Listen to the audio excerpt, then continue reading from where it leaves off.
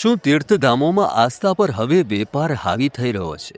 પાલીતાણાના શેત્રુંજય પર્વત પર આદેશ્વર દાદાના ગર્ભગૃહની પવિત્રતા ખંડિત થતા જૈન સંઘોમાં રોષની જ્વાળા ભભૂકી ઉઠી છે. જૈન ધર્મના સર્વોચ્ચ તીર્થધામ પાલીતાણામાં લાખો જૈનોની આસ્થાને ઠેંસ પહોંચાડનારી ઘટના સામે આવી છે. આક્ષેપ એવા થયા છે કે આણંદજી કલ્યાણજી બેઢીએ 45 લાખના કોન્ટ્રાક્ટ માટે લખનૌની એક વિધર્મી કંપનીને ગભારામાં ફોટોગ્રાફીની મંજૂરી આપી. 27મી જાન્યુઆરી એક વિધર્મી શખ્સ પૂજાના વસ્ત્રો પહેર્યા વિના ગંદા પગે જ ગભારામાં પ્રવેશી પ્રભુની આંગ રચનાને પબાસન પર પગ મૂકી વિડીયોગ્રાફી કરી હોવાના આક્ષેપ થયા છે. હવે આ ઘટનાના સમાચાર વાયુ વેગે પ્રસરી જતા મુનિ ભગવંતો અને સાધ્વીજીઓમાં ભારે આઘાત જોવા મળ્યો છે. જોકે પેઢીએ હવે મિચ્છામી દુક્કડમ કહી મામલો થાળે પાડવા પ્રયાસ કર્યો છે અને આ વાયરલ ફોટાને એઆઈ ફોટો ગણાવી દીધો, એટલે કે એઆઈ જનરેટેડ ગણાવી દીધો છે.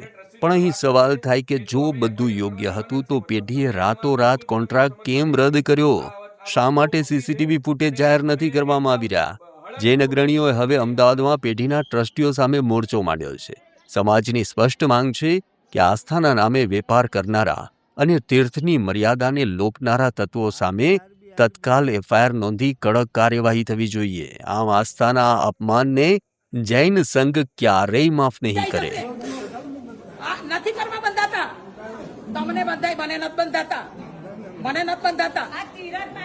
આ તીર્થ માટે છે બધું, આ તીર્થની રક્ષા માટે છે બધું. જો આપણે નહીં જાગીએ તો આ બધું વેચાઈ જાય અને આ બધા આવા બધા લોકો આ 2 પૈસાના 2 બદામના માણસો આપણને રોકે, આપણી થેલીઓ ચેક કરે અને ઓલા બધા ગુટકા ખાય, એની કેમ થેલીઓ ચેક કરવા નથી જતા બધા?